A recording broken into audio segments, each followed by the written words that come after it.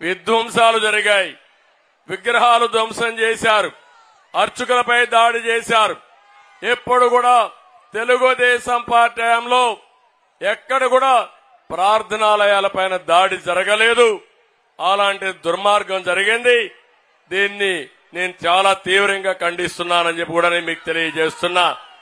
ఇక్కడే పోలీసులున్నారు. ముఖ్యమంత్రిని ఒక్క మాట విమర్శిస్తే గోడలు దూకొచ్చి మనల్ని అరెస్ట్ చేస్తారు. దేవుడి తల తీసేస్తే వీరేమి మాట్లాడరు. కడాన నా మీద కేసులు పెడతారు. దానికి కూడా ఇది న్యాయమా తమ్ముళ్ళు అని అడుగుతున్నా. నా మీద ఉండే 22 కేసుల్లో అది కూడా ఒక కేసు. దేవుడికి అన్యాయం జరిగిందని నేను చెప్తే నా మీద కేసు పెట్టి బొక్కలు వేస్తారంటే అది ఇక్కడుండే పిచ్చి తుగ్లక్ పరిపాలన. ఈ తుగ్లక్ని కొనసాగిస్తారా అని మిమ్మల్ని అడుగుతున్నా. నేను అడుగుతున్నా ఈ జిల్లాకి. నిన్నటి నుంచి బస్సు యాత్రలో వస్తున్నాడు, ఉత్తరాంధ్రకు వచ్చాడు. నేను సవాలు విసురుతున్నా. సైకో జగన్ ఉత్తరాంధ్రకి ఒక ప్రాజెక్టు తెచ్చావా అని అడుగుతున్నా. ఒక్క సాగునీటి ప్రాజెక్టు పూర్తి చేశావని అడుగుతున్నా. ఒక్క తమ్ముడికి ఉద్యోగాలు ఇచ్చారని అడుగుతున్నా. ఏమో మా ఆడబిడ్డలు మీకు న్యాయం చేశారని అడుగుతున్నా. ఎవరికి న్యాయం చేయని వాడు ఇప్పుడు వచ్చి కోతలు కోసే పరిస్థితికి వచ్చాడు. ఇక్కడే మీరు చూడండి. నేను ఒకటి ఆలోచించాను ఆ రోజు.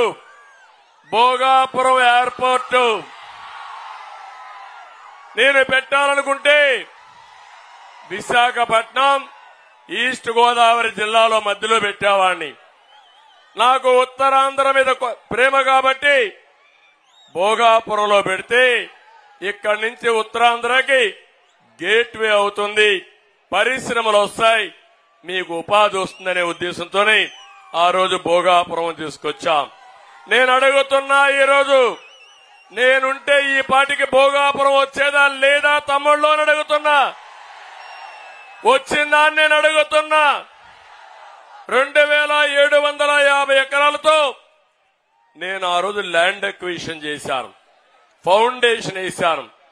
ఈ సైకో జగన్ ఎక్కడన్నా పూర్తి చేస్తే, నేను గాని ఓపెన్ చేస్తే మళ్ళా దానికి రీఓపెన్ చేస్తాడు. నేను ఫౌండేషన్ వేస్తే మళ్ళా ఫౌండేషన్ వేస్తాడు తప్ప పని మాత్రం పూర్తి చేయలేదు.